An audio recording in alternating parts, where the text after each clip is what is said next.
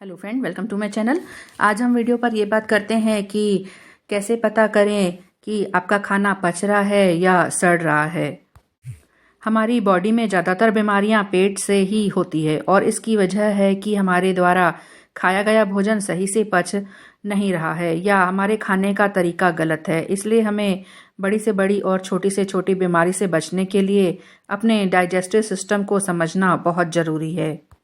ज़्यादातर लोगों को यही लगता है कि हमारा खाना पेट में पचता है, लेकिन ऐसा नहीं है। हम आपको बता दें कि हमारे खाना पचने की प्रक्रिया मुंह से ही शुरू हो जाती है।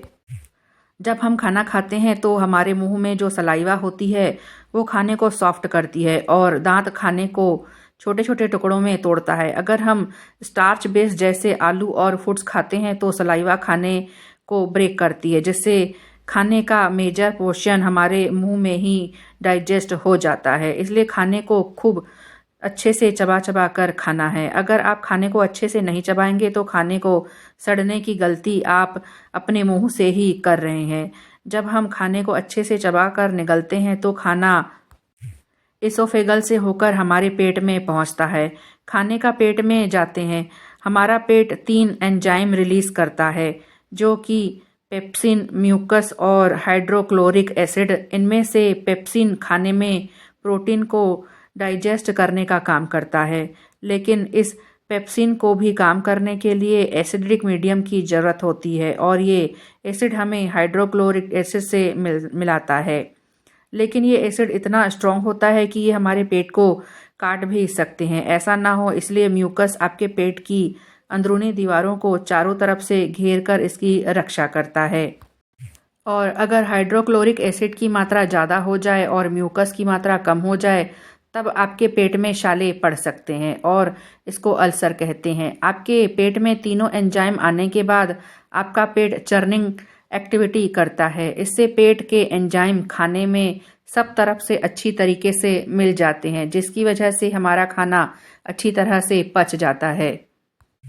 कभी भी फुल पेट भरकर खाना नहीं खाना चाहिए। पेट में थोड़ी जगह छोड़नी चाहिए। अगर आप ओवर ईटिंग कर लेते हैं तो आपका खाना पचने की जगह पर सड़ने लगेगा। ज़्यादा खाना खाने पर हमारा पेट चर्निंग एक्टिविटी ही नहीं कर पाता है, जिसकी वजह से खाना ज़्यादा टाइम तक हमारे पेट में पड़ा रहता है और फिर से ये पड़े पड़े सड़ने लगता है।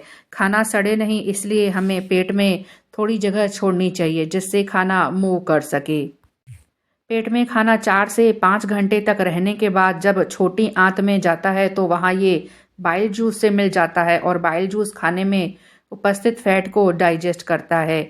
आपके खाने में कुछ इंस्टेटाइनल जूस भी मिक्स होते हैं जो खाने में उपस्थित प्रोटीन को डाइजेस्ट करते हैं। छोटी आंत की दीवारें खाने में न्यूट्रिएंट्स को अब्जॉर्ब करके ब्लड सेल्स तक पहुंचा देती है, जिससे सारे पोषक तत्व हमारे पूरे शरीर को मिल जाते हैं। अब जो खाना सही से डाइजेस्ट नहीं होता है वो बाकी के वेस्ट मटेरियल के साथ बड़ी आंत में चला जाता है और फिर वहाँ से बाहर निकल जाता है। इस तरह से आपने डाइजेशन सिस्टम को समझ लिया है। अब ये समझें कि आप अपने खाने की आदत को किस तरह से बेहतर बना सकते हैं, जिससे आपका खाना कभी ना सड़े और आप लंबे समय तक खुशहाल जीवन जी सकें।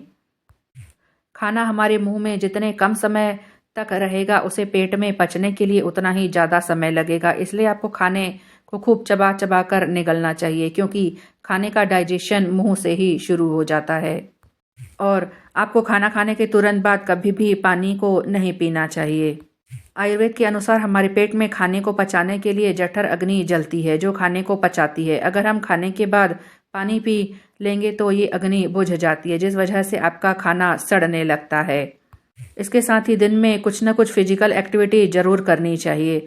सारा दिन बैठे रहने से या काम करने से हमारा ब्लड सर्कुलेशन खराब होने लगता है और हमारे इंस्टेटाइनल में मूवमेंट भी नहीं हो पाते हैं, जिससे खाना टाइम पर प्रोसेस नहीं हो पाता है। इसलिए आपको कुछ न कुछ एक्टिविटी करना ज़रूरी है। साथ ही आपको अपनी डाइट में फाइबर्स फूड को ज़रूर शामिल करना चाहिए। कुछ लोग हरी सब्जियां और फल खाते ही नहीं है, जिससे उन लोगों का पेट साफ ही नहीं रहता और इन चीज़ों में फाइबर होता है। फाइबर हमारे डाइजेशन को बेहतर बनाने का काम करते हैं। जब आप फाइबर फूड खाते हैं तो ये फूड आपके पेट में एक साथ अच्छे से मूव करते हैं, जिससे डाइजेशन भी अच्छे से होता है। तो अगर आप इन सब बातों का ध्यान रखेंगे तो आपका खाना सड़ेगा नहीं, पेट से जुड़ी कोई भी प्रॉब्लम नहीं होगी, आप हेल्दी रहेंगे और लंबा जिएंगे।